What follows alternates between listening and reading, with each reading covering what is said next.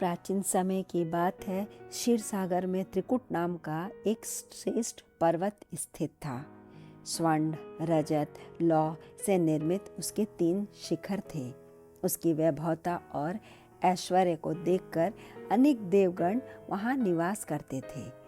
त्रिकुट पर्वत की तलहटी में वरुण देव का ऋतुमान नाम का एक सुंदर सा उद्यान था। वह उद्यान सुंदर फूलों और फलों से हमेशा भरा रहता था। उस उद्यान में एक सुंदर सा सरोवर भी था। सुंदर कमल पुष्प और उस पर मंडराते भंवरे सरोवर की सुंदरता को और भी बढ़ा देते थे। उस पर्वत के वन में गजेंद्र नाम का एक हाथी निवास करता था। वह हाथियों के झुंड का सरदार था। उसकी विशालकाय आकृति देखकर सिंह, बाघ, गैंडे जैसे हिंसक पशु भी भयभीत होकर छिप जाते थे। एक दिन भ्रमण करते हुए गजेंद्र को वह सुंदर सरोवर दिखाई दिया।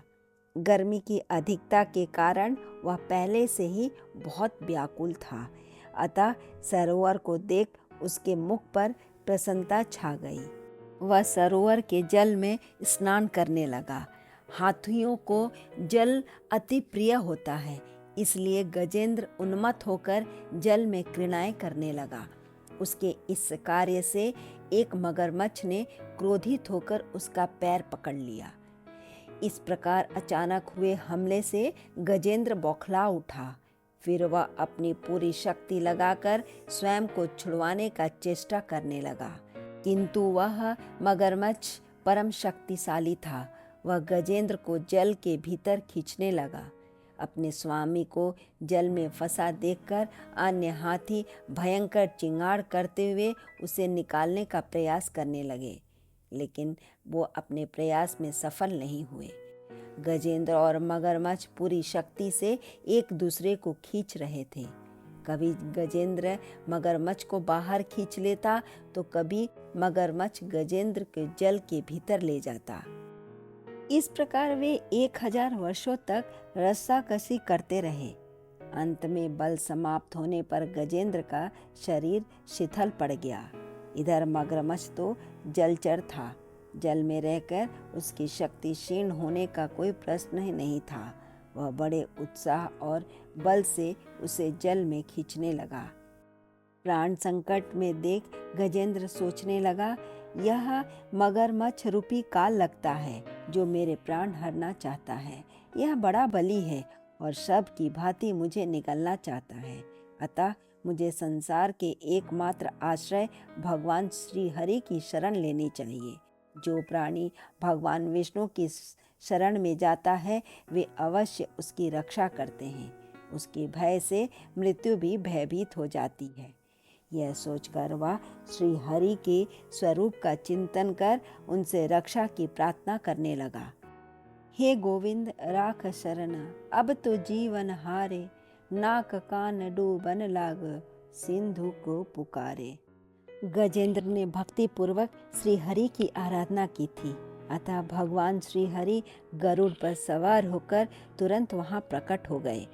गजेंद्र ने अपने सूंड से एक कमल पुष्प उठाकर उनके चरणों में अर्पित कर दिया। भक्त की भेंट से प्रसन्न होकर श्री हरि ने गजेंद्र को मगरमच्छ सहित जल से बाहर निकाल दिया। फिर उन्होंने अपने चक्र से मगरमच्छ का मुंह फाड़कर गजेंद्र को मुक्त कर दिया। इंद्र आदि देवगण उनकी स्तुति करते हुए पुष्पों की वर्षा करने लगे।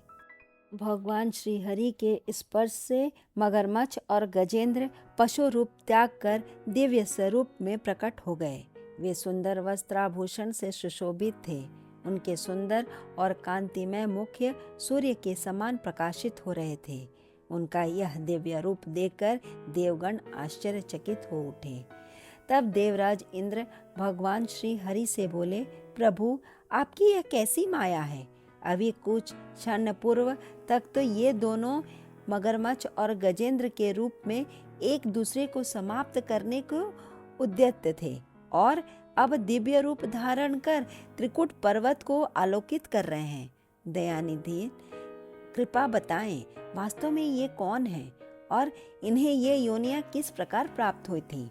भगवान श्री हरि इंद्र की जिज्ञासा शांत करते हुए बोले, देवेंद्र, तुमने जिसे मगरमच्छ को देखा है, पूर्व जन्म में वह हुहु नाम का एक गंधर्व था। वह बहुत चंचल और दृष्ट था तथा ऋषि और मुनियों को प्रताड़ित करता रहता था।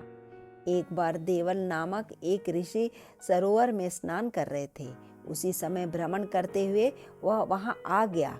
तब उसने देवल ऋषि को स्नान करते देखा तो उन्हें भयभीत करने के उद्देश्य से मगरमच्छ का वेश बना लिया और उन्हें तंग करने लगा। देवल ऋषि परम तपस्वी और ज्ञानी थे।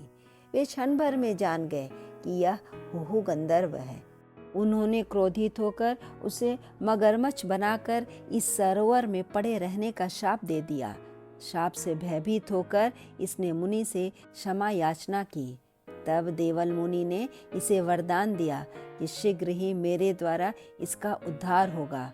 आज यह शाप से मुक्त होकर पुनः अपने वास्तविक स्वरूप में आ गया है। तत्पश्चात श्री हरि गजेंद्र की कथा सुनाते हुए बोले, देवेंद्र, पूर्व जन्म में गजेंद्र द्रविड़ देश का पांड्य वंशी राजा इंद्रद्युम्न था। मेरी भक्ति में लीन होकर एक दिन इसने राजपाट और समस्त ऐश्वर्य को त्याग दिया और मलय पर्वत पर जाकर कठोर तप करने लगा। एक बार यह मन को एकाग्र कर मेरे विराट स्वरूप का चिंतन कर रहा था। तभी दयावश महर्षि अगस्त्य अपने शिष्यगण के साथ वहां आ पहुंचे। उन्होंने इसकी कुटिया के पास आकर इसे पुकारा, किंतु यह तो मोह माया से विरक्त होकर अपने ध्यान मेरे चरणों में लगा चुका था। भला इसे उनकी बात कहाँ से सुनाई देती।